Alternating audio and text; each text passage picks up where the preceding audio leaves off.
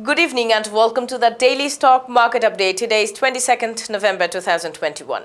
The DSEX slipped back to the red zone after a 4-day winning streak and lost 63 points or 0.89%, settling at 7,022 points.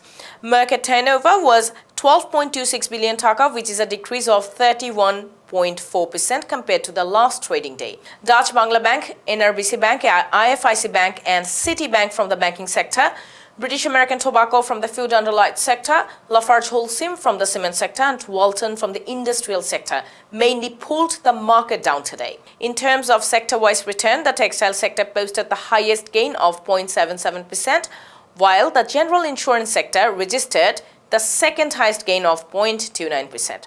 On the other hand, the banking sector posted the highest loss of 2.90%. 8 banks and 4 textile companies were among the top 20 losers today. Shena Kollan Insurance, Acme Pesticides and Kattali Textile registered the highest gain today, while Kohinoor Chemicals, Regent Textile and Aramid Cement were the top losers.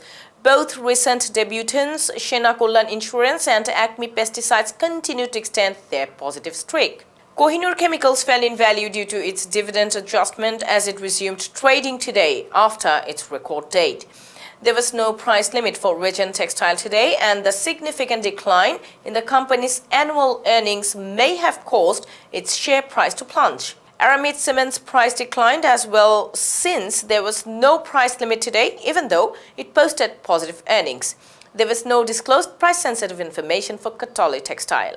The trading volume of One Bank Limited, National Tea Company Limited and Social Islami Bank increased significantly today compared to the average trading volume of the last 3 months.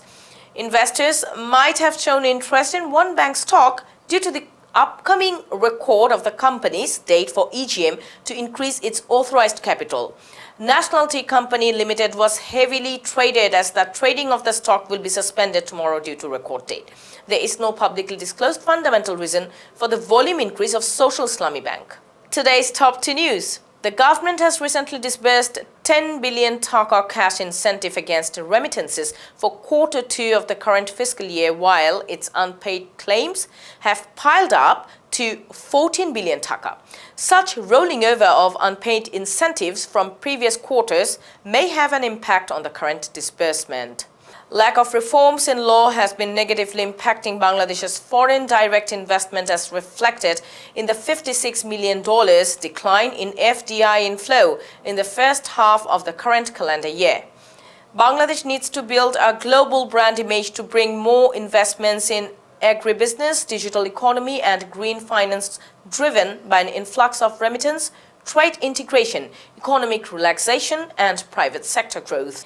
And that's all for today. We will be back again with more updates tomorrow at the same time. Follow LR Global on Facebook, LinkedIn, Twitter and subscribe to our YouTube channel. You can also watch our daily pre-morning update to know all the important information before the market opens. Thank you.